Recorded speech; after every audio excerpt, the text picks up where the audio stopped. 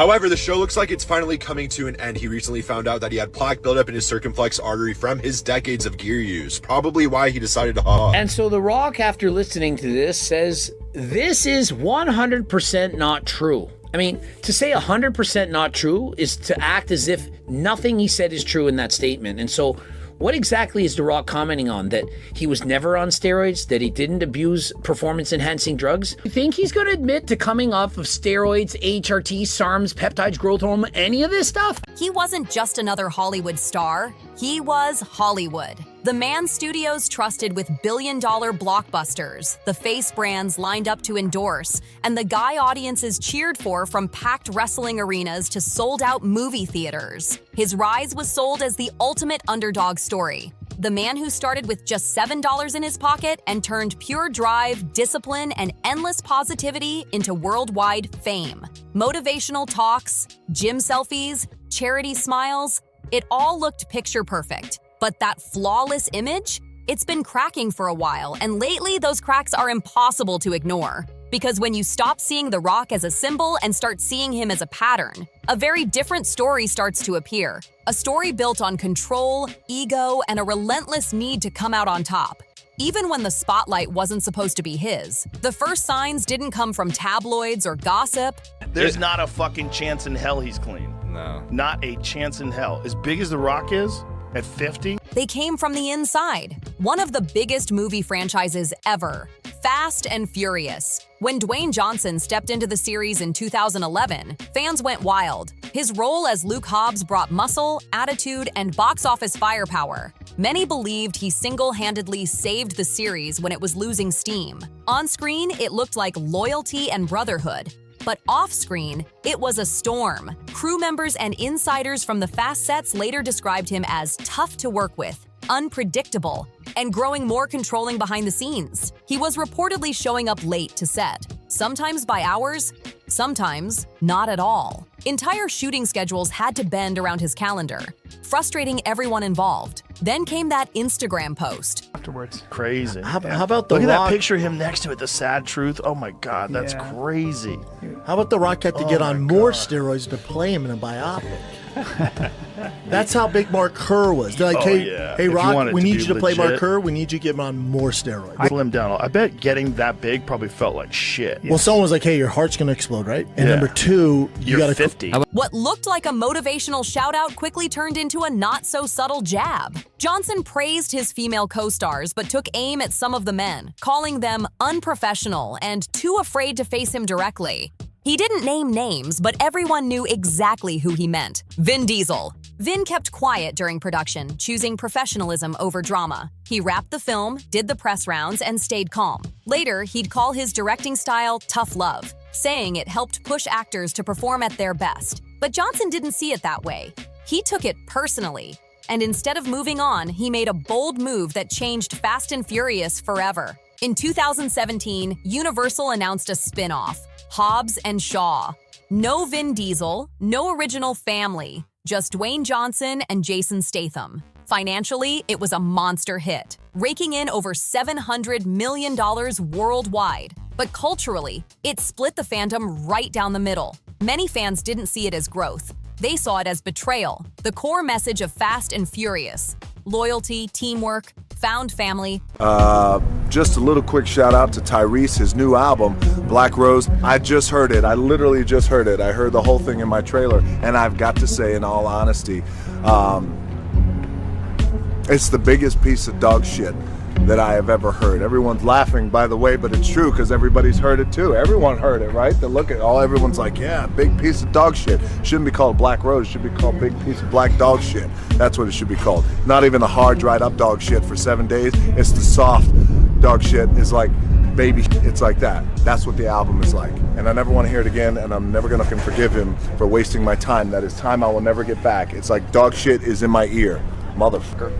Got swapped for big explosions, indestructible heroes, and over-the-top action scenes. Even longtime cast members were fuming. Tyrese Gibson publicly blasted the spin-off, saying Johnson had hijacked the franchise and turned it into his personal vanity project. Johnson fired back by mocking Tyrese's music career, a low blow that made things ugly. What had started as creative tension turned into public humiliation, and that moment exposed something deeper than simple rivalry. It wasn't just about disagreements, it was about control. The problem wasn't that The Rock couldn't get along with Vin Diesel, it was that he couldn't share the spotlight. He wanted full control, full ownership, and to always be the center of attention. And that drive to dominate, it didn't stay on the Fast and Furious set. It followed him everywhere. By this point, Hollywood insiders had noticed something strange in Dwayne Johnson's contracts, certain can't-lose clauses. His characters couldn't appear weak, couldn't take too much damage, and couldn't be seen as anything other than unbeatable. Even in make-believe worlds, The Rock had to be unstoppable. On paper, it looked like brand protection, but in reality, it was all about ego control. Scripts were rewritten, action scenes reshaped, and entire storylines adjusted just to make sure Johnson always came out on top. The result? But you know, The Rock and Vin Diesel couldn't be on set at the same time. They hate each other so bad. They had to shoot different scenes and like shoot it so it looked like someone was there. They hate each other so much. Didn't the Rock gotten a big thing with Tyrese too, right? Tyrese just flipping out because like all he has is Fast and Furious. Really? So that when The Rock did a spinoff, he's like, how dare you? We're a family. Rock was like, no, we're not. Well, They gave me a wasn't it spinoff, dumbass. But remember when The Rock was shitting on his music? That was fantastic. That guy, you know what he does? He just goes to the gym. The Rock With 2 hours sleep. a lot of steroids. You think? Joe. Do you really? You think he's getting big like that from cocaine again? Cocaine again? He used to do cocaine? No, I'm saying the John Jones thing. His movies started feeling empty and predictable. The tension, the stakes, the excitement, all gone because everyone already knew how it would end. He couldn't lose, not because the story required it, but because his contract did. Fans started catching on. Critics too. That larger-than-life, authentic energy began to fade, replaced with a sense that everything was too staged, too polished, too safe. Then came the turning point. His big leap into the superhero world. DC Comics didn't just offer him a character, they offered him power. Black Adam wasn't just a role. It was a calculated move for control. He didn't want to fit into the existing DC universe. He wanted the entire universe to bend around him. He hyped Black Adam as stronger than Superman, pushed for cameos executives never planned, and even distanced himself from Shazam, the very story his character was tied to. Behind closed doors, whispers spread that Johnson was positioning himself as a creative force inside DC, maybe even trying to shape its direction. But then reality hit. The movie dropped, and it bombed hard.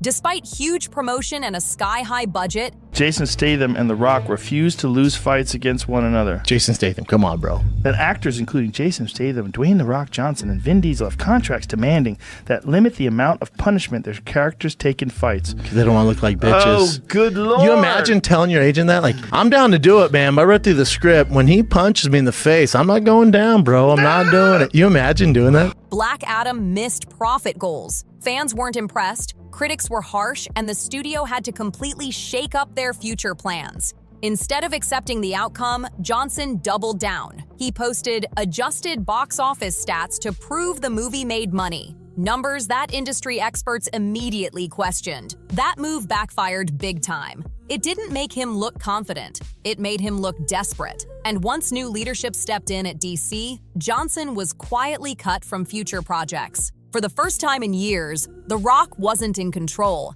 and it clearly didn't sit well with him. That pattern, dominance, denial, deflection, followed him into his next huge project, and this is where everything started to truly fall apart. By the time he walked away from DC, those cracks in his image weren't small anymore. They were massive. Hollywood insiders had already been whispering that working with Johnson wasn't the dream it looked like. The public saw discipline, charisma, and leadership. But crews behind the scenes saw something totally different. Constant delays, endless reshoots, and a star whose time always mattered more than anyone else's. And when production began on Red One, a holiday blockbuster with a monster budget, Never seen before on the market in a training shoe. And I just realized you just saw my big bottle of a pee. That look, I go hardcore when I train. I don't have time to go to the bathroom. I find a bottle, I pee in it, and I keep training like a beast. That gap between the public image and the behind-the-scenes truth finally exploded. Chris Evans, Amazon backing, and a huge budget. Red One looked like the perfect chance for The Rock to prove he was still box office gold after the Black Adam stumble, but instead, it turned into one of the most expensive wake-up calls Hollywood had seen in years. Soon, reports started leaking that Johnson was showing up late to set, sometimes hours late, forcing scenes to be rewritten just to work around his absence. Some days, insiders claimed he didn't show up at all. Crew members waited while production costs kept climbing. Then came the story that made everyone ask, what is going on here? Multiple people on set claimed that Johnson refused to use the public restrooms, choosing instead to relieve himself in bottles that assistants allegedly had to dispose of later. It sounded wild, almost unbelievable, until fans remembered Johnson had casually admitted to doing something similar years before. Amazon's team quickly denied everything, insisting the production was smooth and the rumors exaggerated. But the numbers told a different story. The budget exploded by tens of millions and release dates were delayed again and again. By the time Red One finally hit theaters, It is Sunday night, approximately 11 p.m. It is Cheat Meal Sunday for all of us around the world, certainly for me here. And the reason why this is history in the making is because this is the very first time that I have ever tried an In-N-Out burger or In-N-Out fries or anything from In-N-Out for that matter. I've picked up some In-N-Out burger before through the drive-thru a few times for some buddies of mine. I've never tried it, so this is a first. it tanked hard. Another flop, another project where The Rock walked away spotless while studios took the hit. At this point, the pattern was crystal clear. When something failed, it somehow was never his fault. When criticism showed up, it got polished, spun, or drowned in layers of positivity and branding. And that's where things got even stranger. Somewhere along the way, Dwayne Johnson stopped feeling like a person and started feeling like a full-blown brand machine. Energy drinks, tequila, sneakers, headphones, gym gear, skincare, supplements, you name it, he was selling it. Every post felt rehearsed, every gym clip looked like a commercial, and every authentic moment somehow tied perfectly to a product drop. Fans didn't turn on him overnight. It happened slowly, through exhaustion. They began asking, why is a bald man promoting hair care products? Why does every post feel staged? Why does every story sound scripted? The cracks widened when a fast food stunt backfired. Johnson claimed he was trying a famous burger chain for the first time. But fans quickly dug up old photos showing he'd eaten there before. The post was quietly edited. No comment, no explanation. Then came the charity controversy. On the surface, it looked generous. Johnson and another superstar urging fans to donate to a good cause. But the optics were rough. Two ultra-wealthy celebrities asking everyday people for money didn't sit right with the public. The backlash was immediate, sharp and personal. Johnson eventually responded with an apology video, and that clip might have revealed more than the scandal itself. He hadn't actually done anything wrong. He even donated millions of his own. But the fact that he had to apologize at all showed how fragile his image had become. The mask of perfection was slipping, and for the first time, fans weren't sure they believed what they were seeing anymore. He wasn't reacting to logic anymore. He was reacting to image. Keeping his approval rating high had become more important than standing firm on conviction. And that same insecurity followed him right back to the arena that built his legend, WWE. When The Rock returned to wrestling in an executive role, fans were hyped. Nostalgia kicked in hard. People were ready for a grand comeback. But that excitement faded fast. Behind the curtain, his new role gave him major creative control. And once again, he used it. A blockbuster WrestleMania storyline was teased. The Rock versus Roman Reigns. A dream match that could have broken records. But there was one huge problem: Cody Rhodes. Fans had been following Cody's long emotional comeback for years, watching him claw his way to the top, and suddenly he got sidelined to make space for The Rock. The fan backlash was immediate. Hashtags exploded, clips from WWE promos got flooded with dislikes, and fans accused Johnson of stealing the spotlight yet again. This time, though, WWE couldn't brush it off. For the first time in ages, The Rock didn't get his way. The company rewrote the story. Cody took back the main event, and The Rock had to step aside. It was a stunning reversal. The so-called people's champion suddenly looked like the villain. Then came the moment that truly shook fans, his appearance at the 2025 Venice Film Festival. Dwayne Johnson looked noticeably smaller, leaner, and far from his trademark superhero size. The reaction was instant. Some praised the transformation, saying it made him look healthier, while others worried something was wrong. But soon, a louder theory started spreading online, that The Rock might have stepped away from using enhancement substances after years of maintaining that unreal physique. Johnson later addressed the change, saying it was just due to schedule shifts, a new diet, and preparation for different acting roles. But what he didn't address was the speculation, and that silence said everything. Because by now, it didn't really matter what he said. The public wasn't listening. They were interpreting. The trust that had once made him untouchable had cracked wide open. And for the first time, The Rock looked less like an icon and more like a man trying desperately to hold on to an image that no longer felt real. By the time 2025 rolled around, Dwayne Johnson's empire wasn't shining like it used to. It was trembling under its own weight. The world had started catching on that behind the endless smiles, motivational quotes, and giant blockbusters. There was something off. The man who once symbolized power, positivity, and perseverance now seemed trapped by the very image he'd built. Every move he made, every post he shared, every business deal he announced felt more like a performance than a reality. Fans who once cheered for him were starting to feel disconnected, like they were watching a brand, not a human being. What made it worse was how hard Johnson tried to control the narrative. When things went wrong, the blame always seemed to land somewhere else. Bad marketing, bad timing, bad press. Never him.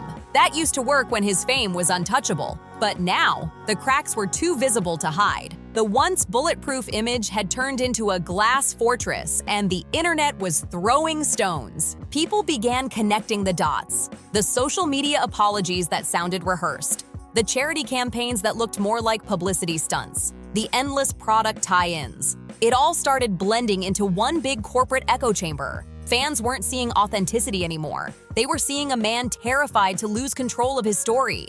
And nowhere was that clearer than in his personal relationships with Hollywood itself. Insiders claimed that more than a few directors and producers had quietly decided to stop working with him. He wasn't canceled, far from it. But his reputation as the most bankable man in Hollywood had faded. His movies were still making money, sure, but not the kind of guaranteed hits that once made him the ultimate insurance policy for studios. Now, the name Dwayne Johnson didn't mean instant success. It meant high budgets, creative control battles, and endless behind-the-scenes headaches. Even his social media empire started working against him. What once made him relatable, the gym selfies, the cheat meals, the inspirational captions, now felt exhausting. Fans complained that every post looked like an ad. Every caption sounded like a slogan. The charm was fading, replaced by fatigue. People weren't inspired anymore. They were overwhelmed. And when audiences stop feeling you, your empire starts to crumble. No matter how strong your muscles are. Then came the whispers. Not from tabloids, but from people who had worked with him directly. Crew members described endless waiting hours, inflated egos, and a star whose energy off-camera didn't match the grind hard, stay humble image he preached. The man who told millions to wake up at 4 a.m. for greatness often didn't show up on time himself. That disconnect between message and behavior hit differently when fans realized they'd been buying into a fantasy, not a philosophy. But what truly marked the shift was how the public started viewing him in contrast to other stars. While many of his peers leaned into authenticity, showing flaws, showing growth, showing change, The Rock doubled down on perfection.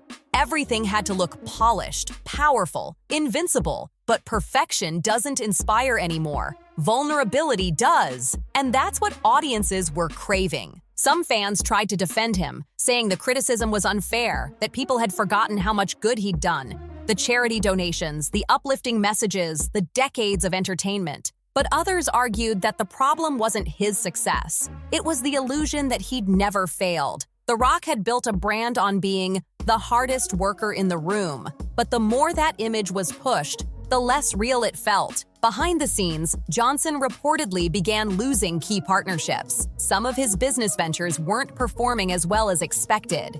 energy drink sales dipped, new product launches stalled, and his tequila brand, once seen as a massive win, began fading in relevance. His massive portfolio was starting to look stretched thin, and it was obvious he couldn't keep every plate spinning forever. Then came the one thing that even his most loyal fans didn't see coming: silence. For the first time in years, Dwayne Johnson started pulling back from social media. The constant posts, videos, and daily motivational rants slowed down. It wasn't the confident kind of silence either. It felt strategic, almost defensive, as if he knew that saying anything might just make things worse. Rumors began swirling that he was rebranding, again, trying to shift from superhuman to relatable. But it wasn't easy. Once you've built a global identity around being unstoppable, it's nearly impossible to convince people that you're suddenly vulnerable and down to earth. You can't unsell perfection. Still, Johnson tried. He began doing more interviews focusing on mental health and balance. He talked about stress, exhaustion, and the pressures of fame. But for many, it sounded too rehearsed, like another PR move. The sincerity that once made him magnetic was gone. The pauses felt timed. The tears looked staged. The Rock had become his own character, a man acting out authenticity. At the same time, Hollywood was changing fast. Audiences wanted new stories, new heroes, new energy, and Dwayne Johnson's formula was starting to feel outdated. The muscle-bound savior, the confident motivator, the all-smiles underdog, that era had passed. Now, people wanted raw emotion, real imperfection, something honest, and no matter how hard Johnson tried, he couldn't fake real. But here's the twist. Even as his dominance in Hollywood began slipping, his influence wasn't gone. It just shifted. Johnson still had millions of fans who would follow him anywhere. The problem was, fewer people believed him completely. The trust that once made him larger than life had turned into cautious admiration. People respected his work ethic, but they no longer felt connected to him. So where does that leave The Rock now? Standing in a strange middle ground, too famous to fade, too polished to be real, and too aware to ignore what's happening.